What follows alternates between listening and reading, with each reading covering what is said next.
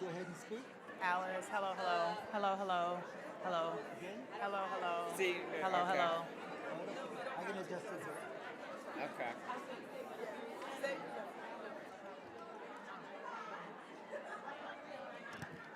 Do I have Lisa? Okay.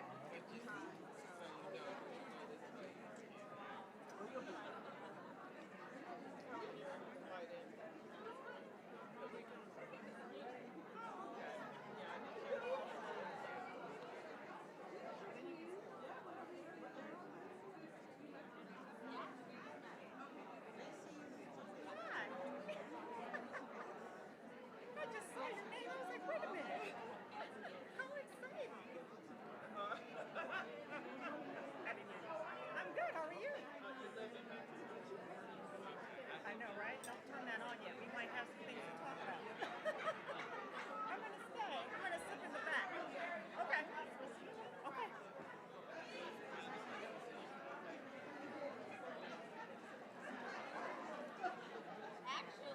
Well, that's it. I work in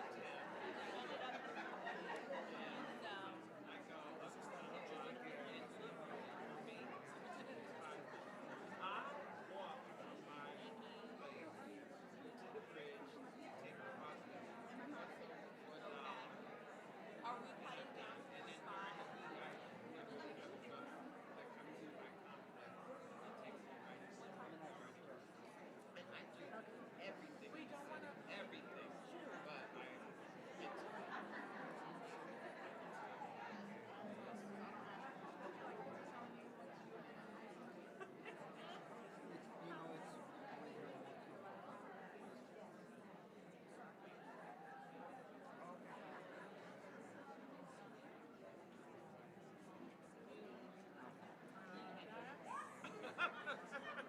I wanted to go to that, and I was like, want to see my crazy. I can go home because it's like, but my bus runs to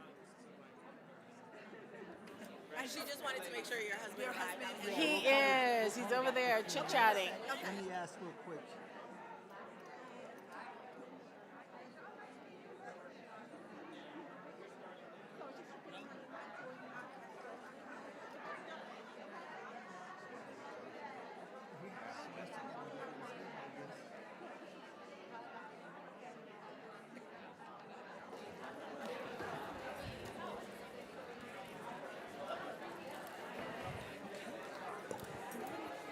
Okay.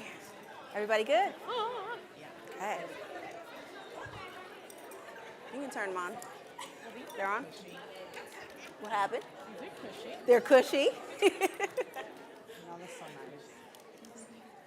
All right, ladies, I know that our timing is a little bit off this morning because we were listening to the fabulous Donna for a little longer than we intended. So if everyone can just take a seat, we're going to get started.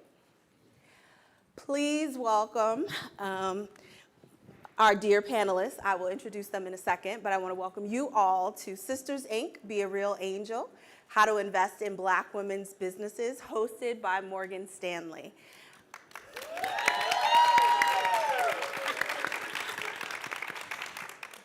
I'm Alisa Gumbs. I'm the executive managing editor of Black Enterprise, and we are very excited to have these two women here today. Most of the conference, is aimed at corporate women, but we do have so many women who have made the transition from corporate to entrepreneur, so many women who are doing both at the same time, and so many women who are making so much money in corporate America that we know that you have the resources to invest back into the community of our Black women-led businesses, and that is the whole point of this session here. So with us, we have Lisa Skeete Tatum. She's the co-founder. Woo! And she brought her own cheering section. I get that all the time, yes. Thank you. She is the co-founder and CEO of LandIt, a personalized career management platform. Please welcome Lisa.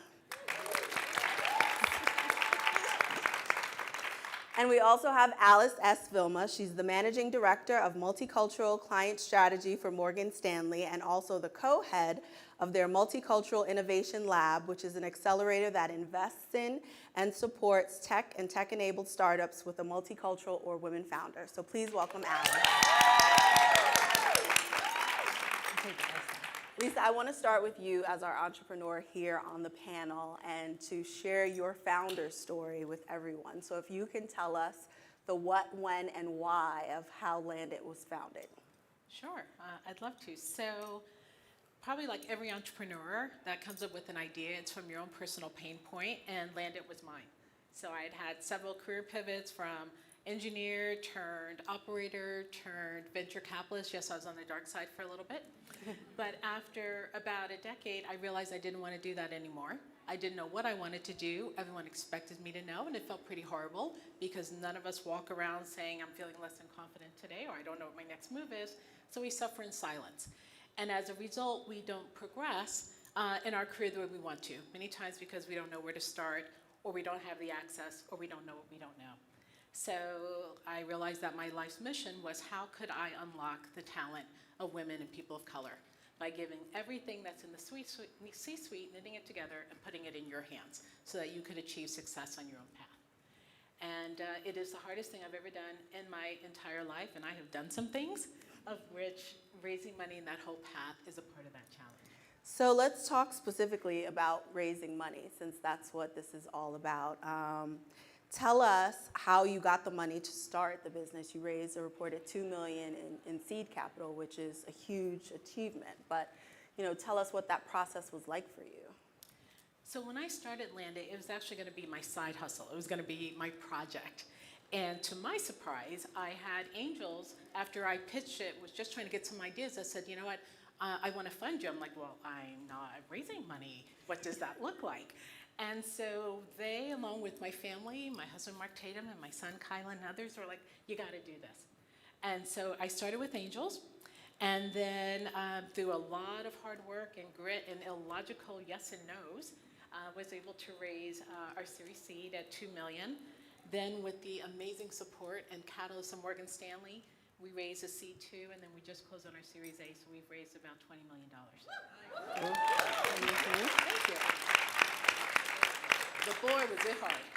Well, Oh, you my talked God. about the illogical no's, and I think that people who don't get to talk to women entrepreneurs every day, to Black women entrepreneurs every day, they don't understand what the realities are of going out there as a Black woman and asking for money. Can you paint us a picture of the realities that you face?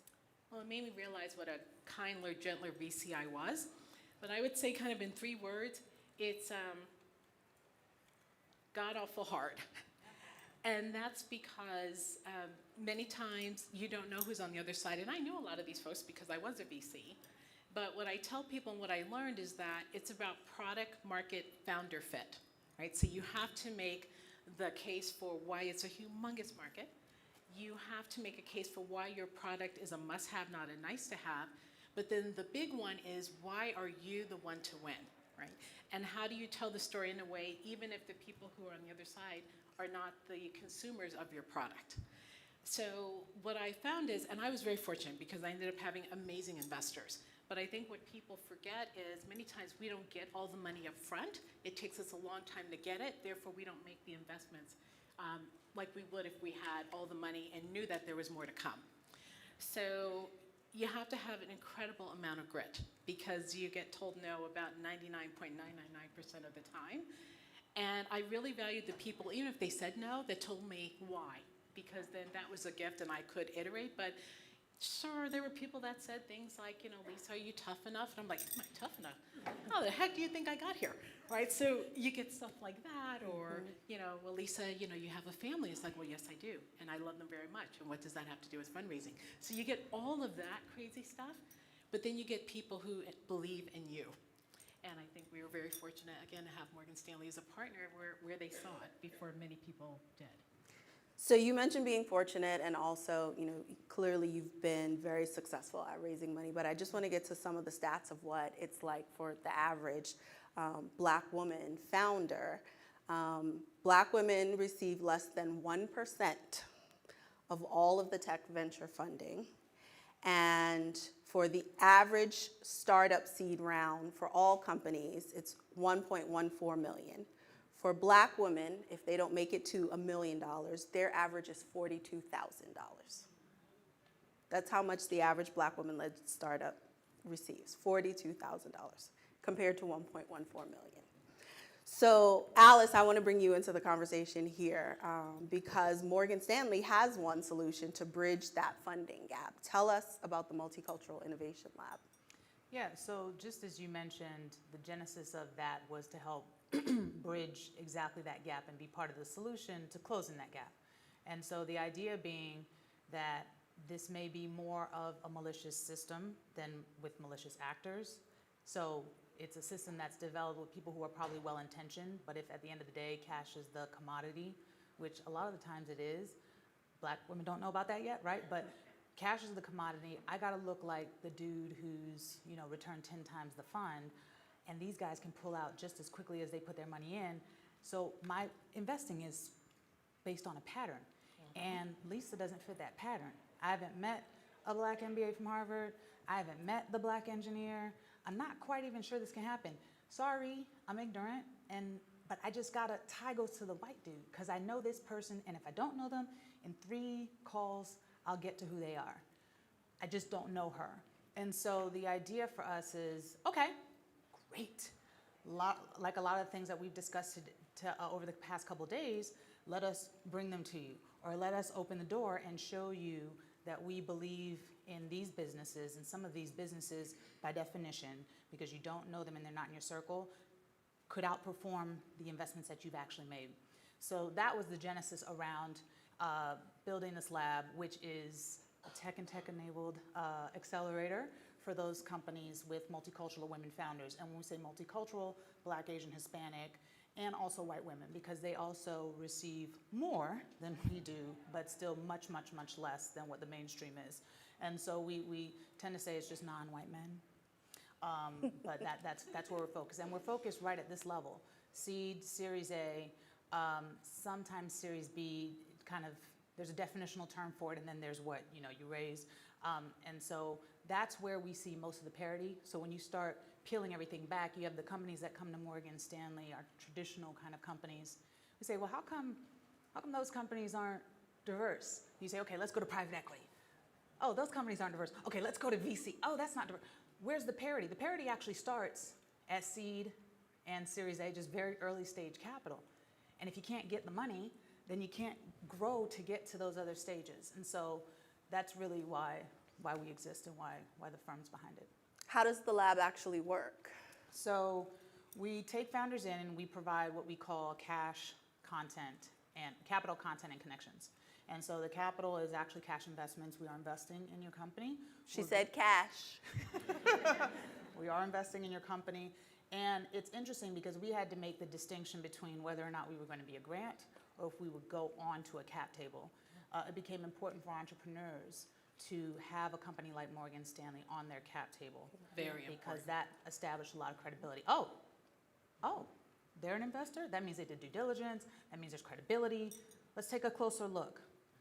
And we provide content. So we have a 6-month program that delves into everything that a company may need operationally, financially, strategically, HR, tech. We go through it all. And then we also provide connections, which is, I think, probably one of the more valuable things that you can get, because we open you to client acquisition, which all early stage companies need, as well as potential investors and anybody else who can be helpful in you actually accelerating your business. So it's not about just getting us ready for the pitch deck. That's nice and everything. You're going to get ready for that too. But we're going to actually put wins on the board so that the next investor says, oh, okay, while you were sitting here, this is what happened. Now you're ready for the next type of investment. And that's where we're focused. So Lisa was part of the first cohort of your Multicultural Innovation Lab. What did Morgan Stanley see, either in Lisa as a founder or in LandIt as a company, that made you want to include her at the beginning? Well, again, we're looking at these investments again: market, founder, as Lisa said, product, market, founder fit. And so we said, market's definitely there. Even at a firm like Morgan Stanley and other financial firms where we have our own challenges around diversity, this makes a ton of sense. We've been trying to figure out how to solve this problem. Here's a solution that could work.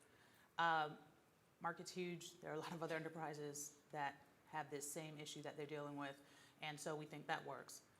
Founder, check, check, check. First of all, some of us know Lisa. So even outside of, and it's like, okay, we've known her history, we know the background.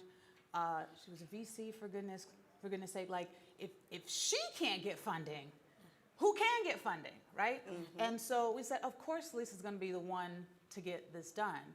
And that is also another difference in coming to a place, where we are and who sits in the seats. Myself, Carla Harris, Lisa's not an anomaly to us. Right. We've seen a bunch of engineers, we've seen a bunch of chemical engineers, neuroscientists, et cetera, who are people of color and women. Oh, because I am a woman of color. So it's not like, oh, I don't know if you can do that. No, I know you can do it. We've all done it. And so I think that's probably the biggest thing that gets you over the hurdle to say, no, we're good. And then we look at the business. It's a great business. We actually piloted the program at Morgan Stanley as well. So we were able to see the company, under the hood. And so it all made sense. And we take the same level of structure and investing to all the companies that come in through the lab. The last piece of that is the founder fit, where you say, okay, yeah, we believe this.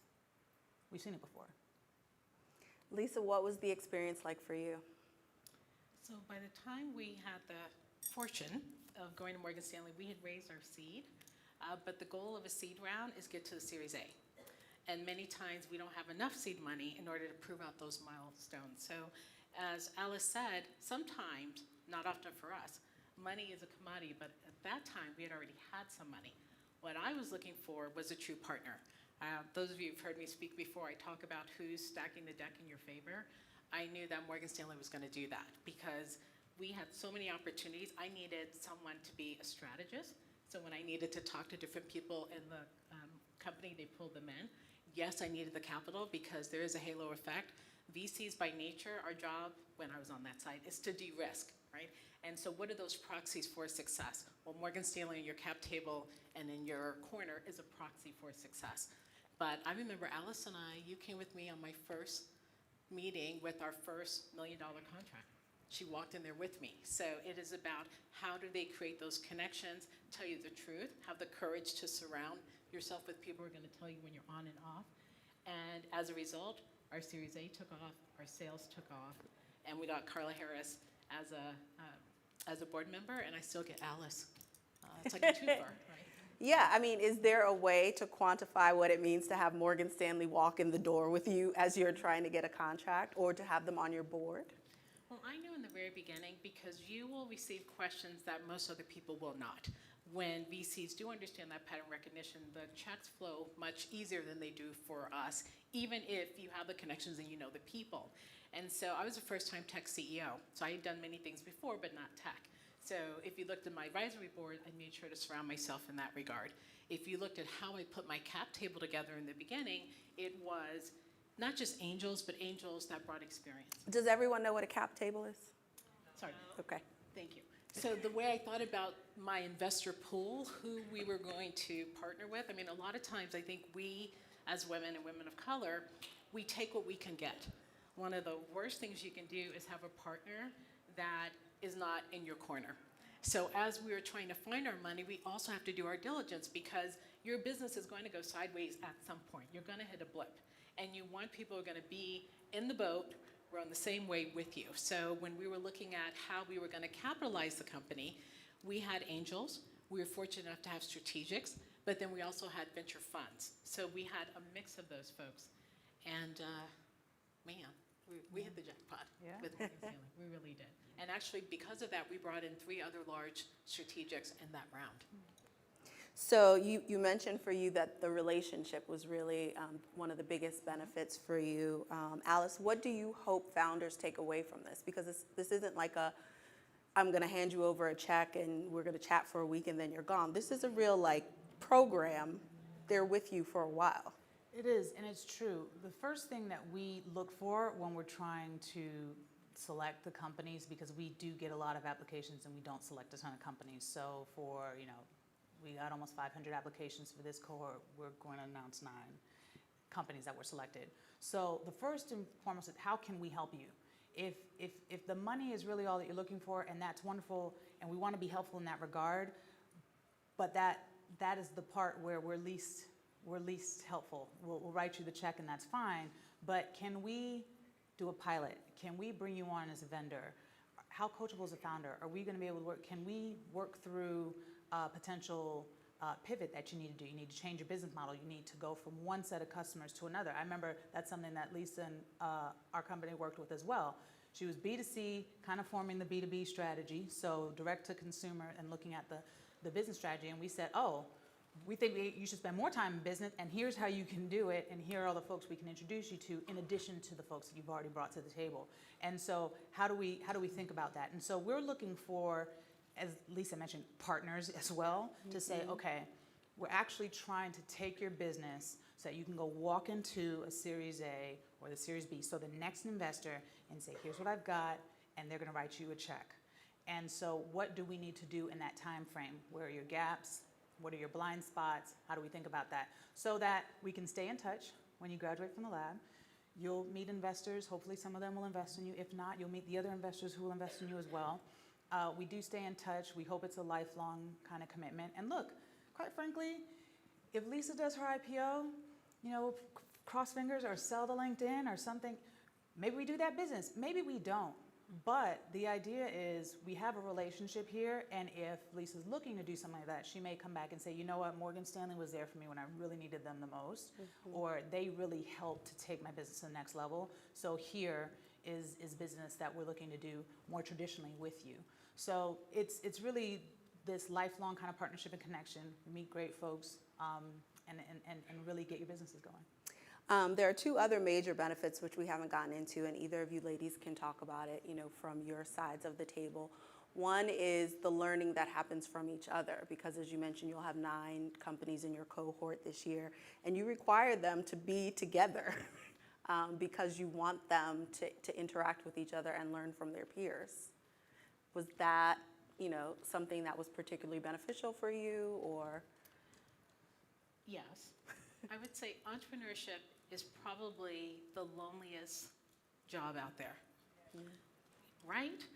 Because at the end of the day, everything stops with you, right? And I don't know any entrepreneur that is not up between 2 and 3 in the morning saying, oh my God, or what the heck did I do? And then you go to sleep and you wake up again, everything's right with the world. But it is very hard and it's very isolating. And so you have to have a tribe, right? You need to surround yourself with people where you don't have to explain to them what you're going through, right? And you can share best practices. You know, I know particularly for, you know, our women of color, it is so hard to raise money. So I'm going to open and share everything I know. I'm going to tell the good, the bad, the ugly recommendations, because I want to accelerate your time to goal. And so just as when you're in a cohort like this, it's the same thing. Like, we'll get in a room, because there's so few places you can lay it all out, right? You can't lay it out to everybody. You know, your parents tell you can't tell everything to everybody. But when you are in a cohort and you understand, then it's like, I can learn from you and I will share whatever I can. So I think that's magical. And we got to do that, right? You got to fix someone's crown without focusing on the fact that it's crooked that day. And that's what we're looking for. Yeah, I would say for us, communities, number one, it's important, and number two, it's the magic that develops as part of the program. It's not just community with the founders in and of each other, even if they're complaining about us. Like, these Morgan Stanley big talent corporates, they don't know how it is as an entrepreneur. It's like, yes, no problem. But we're gonna help you anyway, right? And that's okay, because, you know, you get frustrated, sometimes it can be overwhelming, and so we're trying to allow you to vent those things with folks who are feeling like-minded. The other thing that we found as a benefit for the program is other founders, even folks who have not necessarily, they may be our clients, they may have IPO'd, they may have sold their business, they may have just heard about what we're doing, have come in, people of color, women, and they've said, I am so interested in what you're doing, and I am so on board with this that I want to either invest in these companies. We've had founders who have sold and exited, now they've sent on $200 million, blessings, say, I wanna fund these companies, I wanna be an advisor to these companies, I wanna help build our networks. Everyone who comes through our doors who helps in that way opens up their entire Rolodex, gives it to everybody straight, And that is the beauty of what we're seeing. So we are all about community. I've had CEOs crying in my office, women and men alike. And so, we're trying to help you make it to the next day and put the next foot forward, the next foot forward, the next foot forward. And the other benefit I want to talk about is pitch day. I was at your pitch day this year, and for a woman founder, a founder of color, what is that experience like to be sitting in a room like this full of people with deep pockets who are there specifically because they want to invest in you? I think for many of us, we just need the opportunity. Part of the reason why we don't get the funding is we're not in those circles, we're not in those networks, and we don't have the exposure. And so for the opportunity, and I think Morgan Stanley does an amazing job at curating who's in those seats. So that's your shot, right? So you prepare for it, you're ready for it, and it's an opportunity that most of us do not, unfortunately, receive. So I think it's huge. And at the end of the day, yes, you need the money, right? But you also need the right partners and the right structure. Holy cow, the right structure. And I would say, I think our demo day builds momentum. So again, when you walk in on day one, we already have our own thoughts, right? And then we've got to match that up with what you think, because look, we might be just doing too much. And so we have to match that up. But by the time they get to demo day, I've done this, I've done this, I've done this. And investors sitting back like, oh, wow, right? Like Morgan Stanley has done a pilot.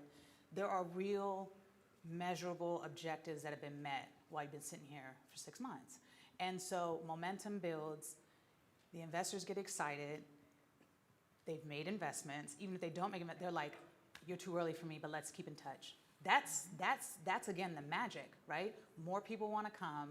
They are standing room only, our demo days. They are standing room only. So it's, again, we're trying to be a great ecosystem player, but we're also trying to prove this whole point. Like, listen, guys, if the whole point of VC is to look at the entire universe and cherry pick the best companies, you're missing half the population. And so by definition, those investors may have returns that outpace what you think you know. Simple as that. I think you said the key word, which is momentum, and what I call catalyst. So part of the reason why many of us don't get over the finish line is there's no sense of urgency, right? Because many times funders are slow followers, but if they think they're about to miss out, they're gonna move. And so whether you're fortunate enough to be in the Morgan Stanley lab or you're just fundraising yourself, you've gotta figure out a way to run a tight process and to create some sense of scarcity or sense of loss. Because otherwise you will not be able to line people up and they'll be like, well, who else do you have? Okay, well, I'll wait till that person signs. And the next thing you know, you're having all these meetings, you're not making any progress at all. So you have to be strategic in how you run the process, how you maybe get a Morgan Stanley to be the forcing function to get everybody else to line up and come in line. Because the first 2 million, it was painful. The second, we were oversubscribed. The Series A, we were really oversubscribed. But it took, and I was a VC and I had to learn, how do you create that sense of urgency? And how do you kind of precede, if you will, your investors and make them work for you? That's the other thing. You all made calls on our behalf. Our other investors did. We ended up with an amazing group of individuals and funds, but they worked, right? And a lot of times we don't have people working because that's how it works. You need to look at this deal because I've endorsed it, right? No one wants to invest in someone they don't know. It's too risky. And because we're often not in those networks, that's why we don't get that endorsement. So I talk a lot about proxies for success, who you're surrounding yourself with that can vouch for you when they don't know you, and you don't fit the pattern. Alice mentioned the ecosystem, and I want to, for us to sort of shift the focus now to the women in this room, women who are just, Black women in corporate America, but they want to be involved in the ecosystem. They want to be supportive. As a Black woman founder, as someone whose job title includes supporting Black women founders, what is it that every woman in this room could do to support, a Black woman entrepreneur? Well, you want to start? Sure. I don't believe that we own the potential title of angel investor supporter like other groups do. Because we have this perception that you have to have millions of dollars, and yes, that's really helpful, or that we can't help, again, put the weight on someone's scale. And so I'm involved in a couple of different funds, Women Focus and others. And I think the barriers are lower than we think. And because as a startup, you are so starved for people who want to help, people who can give you resources, you all have skills and things that would accelerate someone's time to goal. And then once you're in the ecosystem, then you get access to other type deals. And it's very closed, right? You just need, almost like entrepreneurs, you just need that little, chance to peek in the door, and then you're in the system. And so I find that a lot of our women they say they're angel investors, but they don't write any checks. Right? So it's like, then you're not an angel investor. So I can't tell you how many people I counsel on that. So you got to get yourself in some of these funds, and it's actually lower than you think, right? And maybe you got to work your way up to it. I get it, right? There are other ways that you can play, but we have to play, right? Because there's not only wealth creation there, but there's also the network and the access. And then how do you then invest and help others in our community? You can't do that if you don't have a seat at the table. I would agree with that. I would probably also say, in addition to the funding, if you're not quite there yet, but I think what will get you there actually quickly is to use the talents that you already have. So we've picked up a lot of skills in our day-to-day jobs. And so if you come across entrepreneurs that are either really, really early, so could use any and all type of advice, that's one thing. But if you come across an entrepreneur that is specifically in your sector, lean in. And so sometimes there are advisory roles that don't necessarily take the funding, but they'll, give you a tiny bit of equity if they find that your advice has been helpful. If you can help them meet the right person at your company, right? So we will speak to folks. We only take 9 companies. We're taking 9 this time. We want to take between 10 and 15. But for everyone else, if I can be helpful sending you to the next investor or sending you to making an introduction even at Morgan Stanley, that's helpful. And so you can also be helpful in just expanding your own network, allowing expertise, them to take care of your expertise, as well as putting them also in touch with people who can be helpful to their business. So that would be outside of the funding, which is also supremely important, and I think that we should be doing that a little bit more. But understanding that everybody has, we've talked about that too, everybody has responsibilities, and maybe the funding is not there yet, then we can play in other ways. And those that want to be on a board, the best place to start, just like there's a career path, there's a board path. And so starting with startup companies is a great way not only to accelerate your learning, but also to get in that ecosystem as a path to something larger. So that's another way that you can add value. And believe me, we always want that talent. And that's another benefit to the women themselves who are joining. We're going to start taking questions, so if anybody has questions, please line up at our 2 microphones. In the meantime, I just want to ask you, since we talked about women getting involved, if they are just dipping their toe in, thinking about becoming an angel investor. You assess companies for the cohort. You are a former venture capitalist, so you spent a lot of time judging whether you should put your money or someone else's money, in your case, behind a company.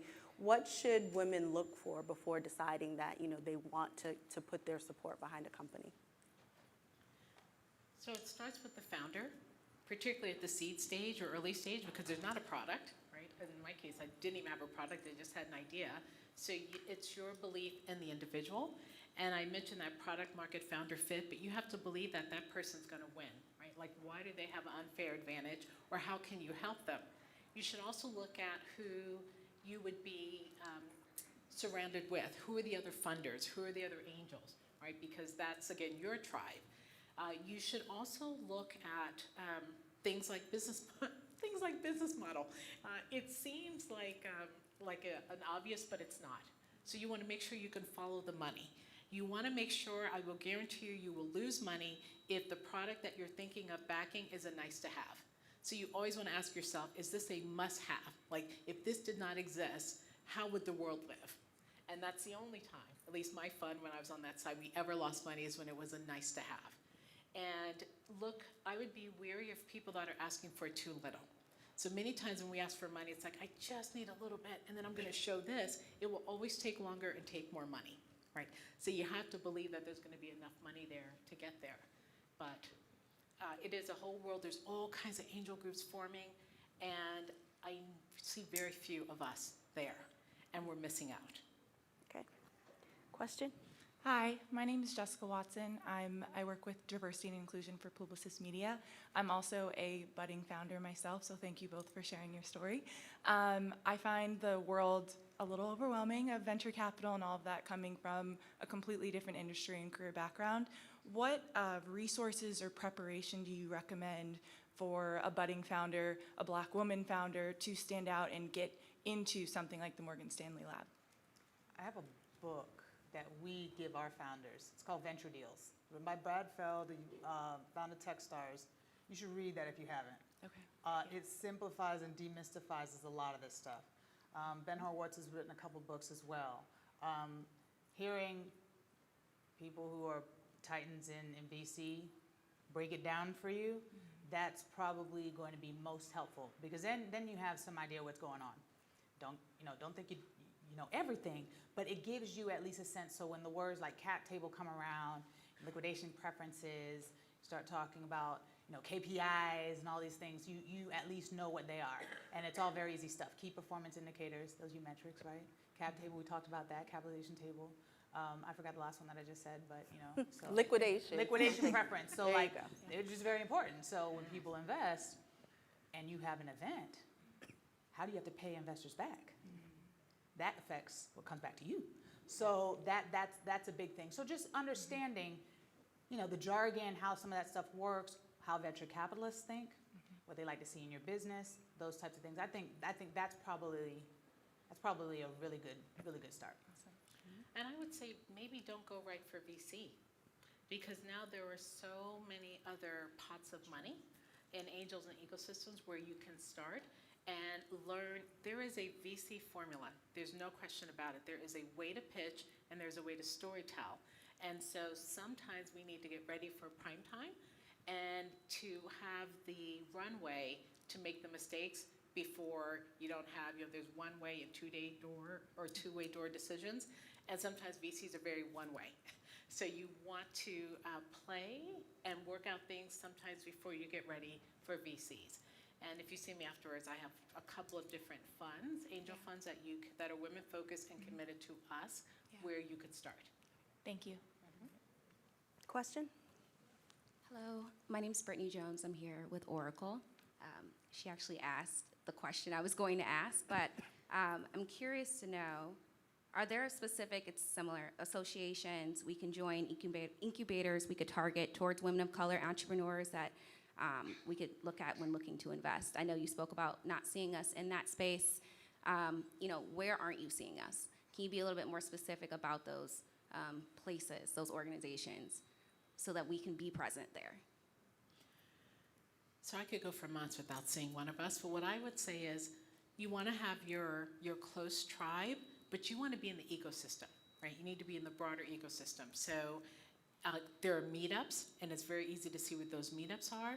There are, in my industry, SaaStr, if it wasn't canceled, would be where you would go. So you want to look at the market of where you want to play and see what are those main conferences. There was always an addendum either in the beginning or the end around entrepreneurship. So you want to get yourself in those ecosystems, and yes, you need your tribe of us, but ultimately we got to play in both worlds, right? We got to code switch in both worlds. So that would be my advice. Yeah, I would also add your schools. A lot of universities now are putting together angel programs, and so those are angel groups that you can join. Obviously, places like Golden Seeds, the Angel Capital Association, those are also nationwide organizations that you can join.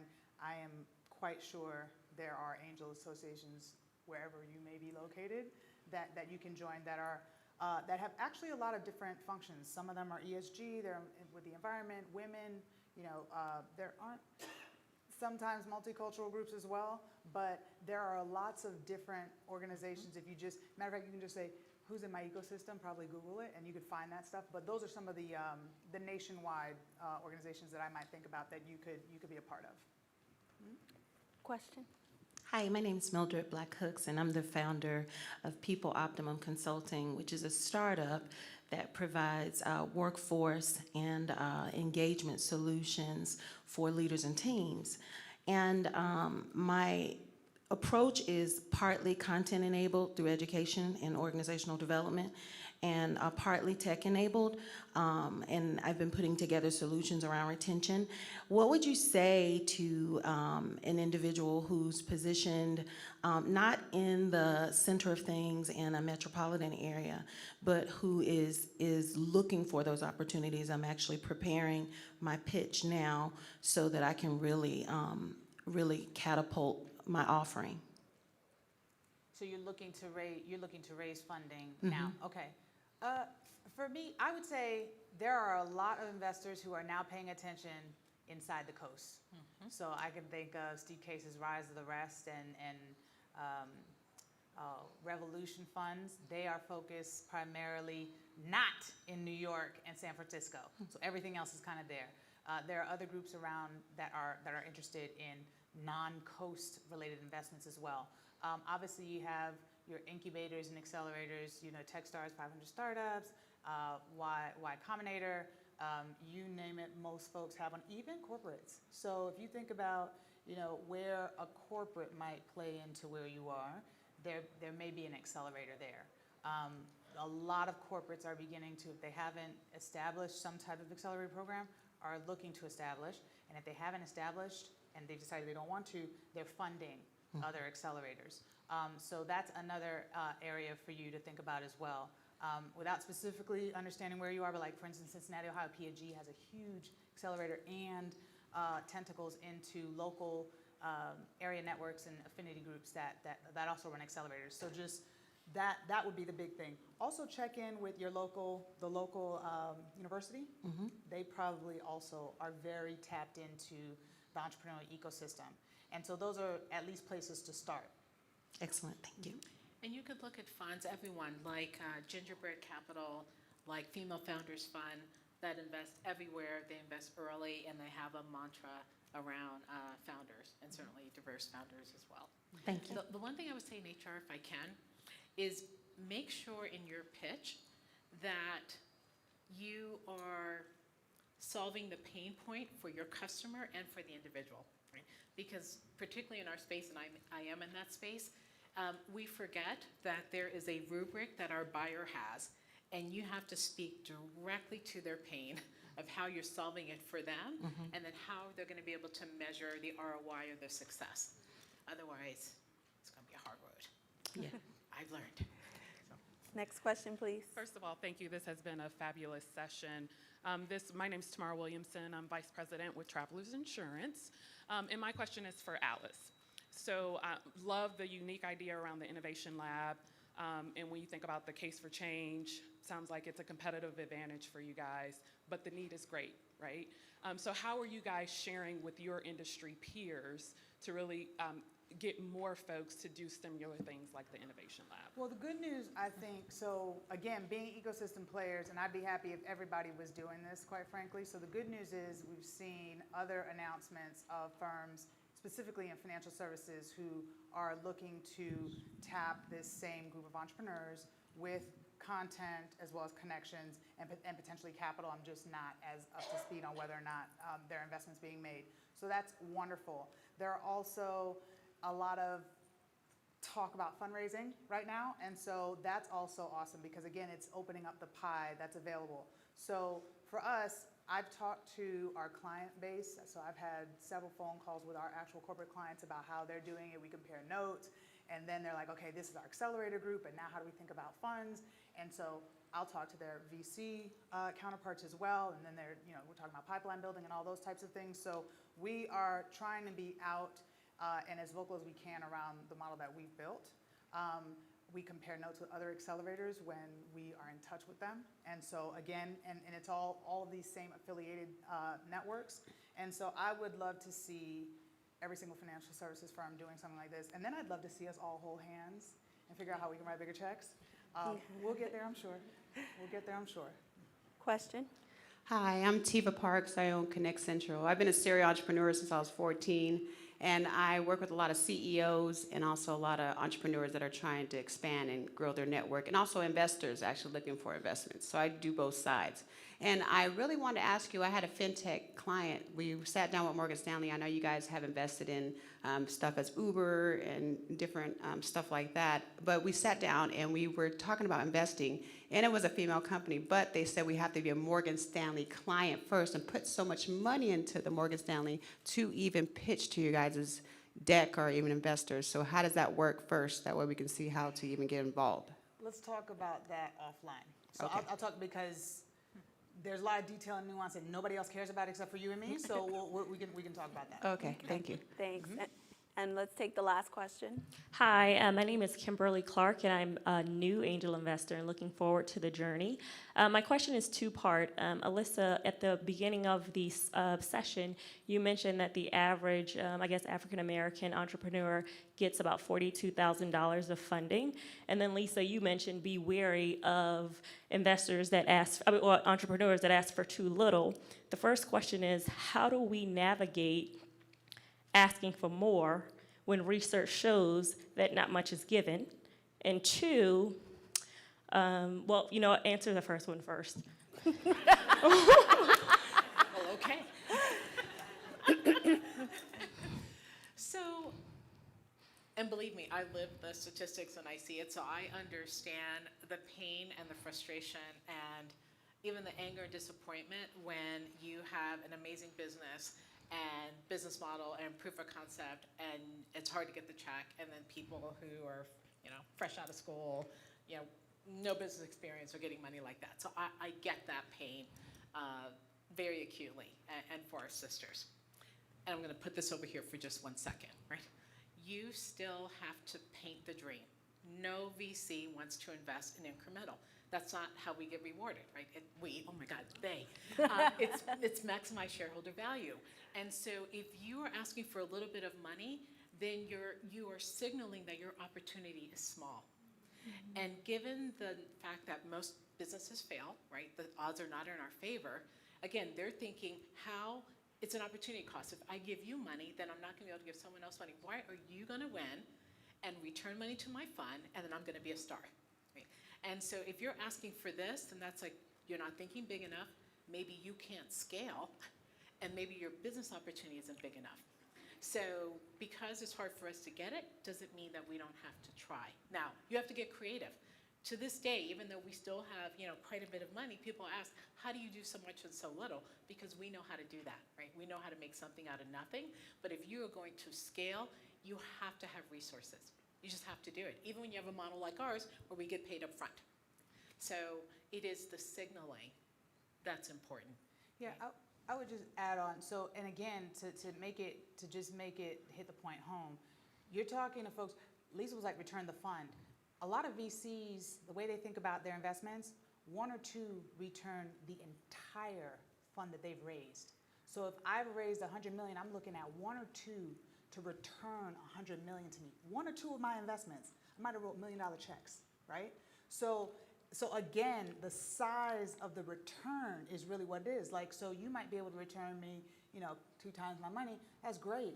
But to Lisa's point, I'm missing out on someone who can return me 25 times my money. So that's kind of the point. It's not, again, yes, we're not acknowledging that there isn't a gap, but to just think about how they're thinking about it, that would be helpful for you. The other thing that we would say, and again, back to Lisa's point, someone's like, do you know even how to run this business? Mm-hmm. So you're looking at scaling up a marketing effort, and you're like, oh, I'm not gonna do any marketing and I'm gonna get to $1 million.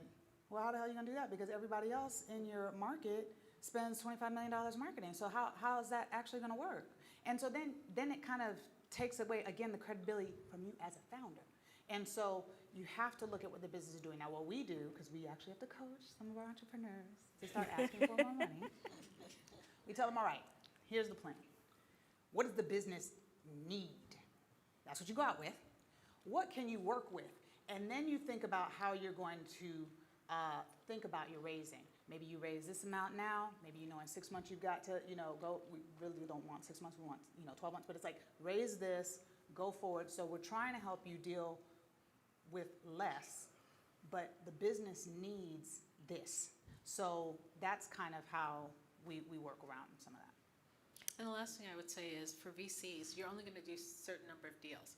So if I write a small check for you, you're going to take as much work as someone where I write a larger check, right? And so it is, again, it's de-risky. And yes, it's freaking hard. It's really, really hard. And it is unfair. And it's illogical. However, like we always do, we got to keep going for it, right? And you answered my second, so thank you. I want to thank both of these women because of the information they have given you. I mean, you can't pay for this kind of inside advice. So thank you, Lisa. Thank you, Alice. Thank you, Morgan Stanley. And everyone, please enjoy lunch.